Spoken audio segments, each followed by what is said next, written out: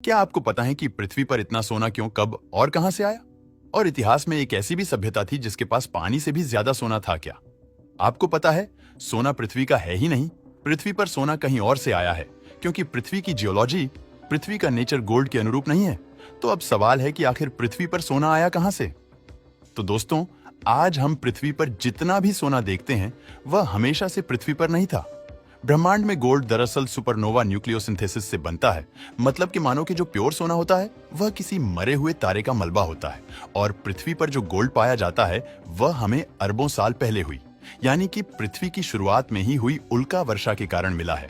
और माना जाता है कि पृथ्वी पर जितना भी गोल्ड है वह डेब्रिस ऑफ डेड स्टार से आया है, और वहां से पृथ्वी पर जमा होने वाला यह गोल्ड पृथ्वी के भूगर्भ में चला गया, क्योंकि ये भट्टी समान पृथ्वी आज से करीब 4 अरब साल पहले धीरे धीरे ठंडी होने लगी थी, और उसके साथ पृथ्वी पर जो भी एलिमेंट्स थे, जो भी धातुएं थीं, वह भी ठंडी होकर पृथ्वी की बाह्य परत के आसपास स्टोर हुई। अब पृथ्वी के बाह्य सतह का घनत्व पर घन सेंटीमीटर 2.6 ग्राम है, जिस वजह से एल्यूमिनियम, मैग्नीशियम, पोटेशियम, सोडियम और कैल्शियम जैसे तत्व पृथ्वी की ऊपरी सतह पर उभर कर आए। क्योंकि यह तत्व हल्के थे, बाकी लोहा, शीशा, तांबा, मर्क्यूरी और प्लैटिनम जैसी भारी धातु ये अपने अनुभार के मुताबिक पृथ्वी के आंतरिक भाग में चली गई, जिसमें गोल्ड भी एक थी। इन शॉर्ट गोल्ड के साथ ये सभी धातुएं पातालवासी बन गई, और शायद ये धातुएं हमेशा के लिए वहां पर कैद होकर रहती। लेकिन पृथ्वी पर होने वाली प्लेट्स की चहल पहल और ज्वालामुखी विस्फोट ने इन धातुओं को कैद खानों से तोड़कर बाहर लाना शुरू कर दिया। पृथ्वी के लावा के रगड़े के साथ ये सभी धातु ये पृथ्वी की सतह पर ऊपर आने लगी, और ऐसा कई सारा सोना भी पृथ्वी के अग्निकृत सड़कों में भी जमा हुआ। धीरे धीरे बारिश के मार के चलते पृथ्वी के ये अग्निकृत पहाड़ भी गलने लगे, और धीरे धीरे वहां के कुछ स्वर्ण कण नदियों में भी स्थानांतरित हुए, और उसके बाद स्वर्ण के कण समुद्र में भी जा बसे। परिणाम स्वरूप इन स्वर्ण कणों का भंडार बड़े समुद्र और बड़ी नदियों के मामले में इतना कम था कि उसे हासिल करने के लिए बहुत टाइम और बहुत मेहनत लगने वाला था। इतनी जानकारी के बाद दोस्तों, अब हम सोने की फिजिक्स और केमिस्ट्री के बारे में जानने वाले हैं। मानव सभ्यता के ड्रामेटिकल चेंज के लिए यह सोना ही कारणपुत बना है। अगर हम फिजिक्स का ही एक उदाहरण ले तो मध्य युग में यूरोपियन देशों में गोल्ड दुर्लभ था। मिडिल ईस्ट में भी रेगिस्तान था, कोई नदी या नाले नहीं थे। इसलिए अरब देशों में भी गोल्ड की अछत थी, और गोल्ड की समस्या को हल करने के लिए वहां के अल्केमिस्ट यानी कि कीमियादार अपना दांव आजमाने लगे, और यूरोपियन और मिडिल ईस्ट के अल्केमिस्ट ने पारे को गोल्ड में बदलने की कोशिशों चालू कर दी। लेकिन पारा ही क्यों?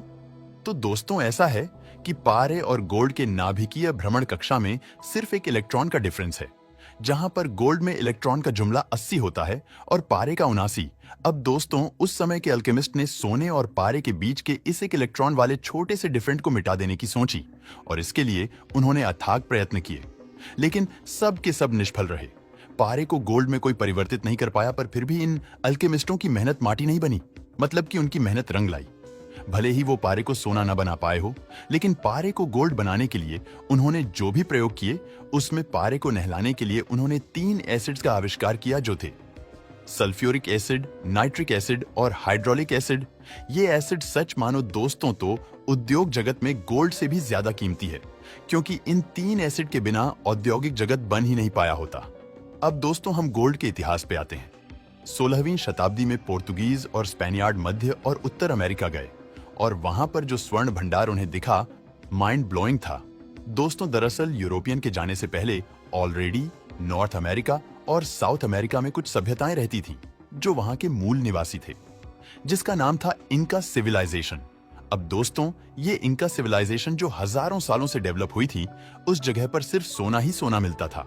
वहां के भूभाग की जमीनी रचना ही ऐसी थी कि ज्वालामुखों से सबसे ज्यादा सोने का भंडार वहां पर आया था। हालांकि लोहा वहां पर नहीं था, और इनका सभ्यता के लोग ये भी नहीं जानते थे कि लोहा होता क्या है। इसलिए इनका सभ्यता के लोग हर चीज में सोना घुसेड़ देते थे। सोना इतना था उनके पास कि मानो कि वो लोग कोई कील भी बनाते थे तो कील भी सोने की होती थी, और उसे ठोकने वाली हथौड़ी भी लकड़ी और सोने से बनी होती थी। इनका सभ्यता के लोगों के घर के बर्तन, चेयर, चम्मच सब कुछ सोने से बना होता था। फिर भी सोना इनके पास इतना कि खूंट ही नहीं रहा था। लेकिन उनके सोने के भंडारों में खोट पैदा करने के लिए पोर्तुगीज और स्पेनियार्ड वहां आ खड़े हो गए। वहां जाकर पोर्तुगीज और स्पेनियार्ड लोगों ने देखा तो उनकी आंखें तो फट गई। इतना सारा गोल्ड एक जगह पर कैसे हो सकता है? और ये देखते ही इन्होंने इस हद तक जनसंहार चलाया कि इंका सिविलाइजेशन का ही नाश कर दिया और सारा सोना भर भर कर यूरोप ले गए। 18वीं सदी में ही करीब 1350 टन से भी ज्यादा सोना साउथ अमेरिका से यूरोप ले जाया गया। उसके बाद 24 जनवरी साल 1848 की बात करें तो एक जेम्स मार्शल नाम के यूरोपियन को अमेरिका के कैलिफोर्निया राज्य की एक रिवर में और वहां के नदी नालों में चमकदार सोने के कण मिले और यहां से शुरुआत हुई गोल्ड रश की और रातों रात हजारों लोग उस जगह पर बस गए और एक गांव का निर्माण हुआ जिसे येरबा नाम दिया गया, जो कुछ समय बाद सैन फ्रांसिस्को के नाम से जाना गया। इसके बाद इस पीली और चमकदार धातु का भंडार अमेरिका में भी बढ़ने लगा और साइबेरिया और रशिया में भी सोना मिला और उसके बाद साउथ अफ्रीका में सोने की एक नहीं 5-5 खदानें मिली और इस तरह कुछ देश में सोने के कुबेर के भंडार हो गए और देश समृद्ध हो गए। दोस्तों, वीडियो पसंद आया हो तो लाइक और शेयर करें।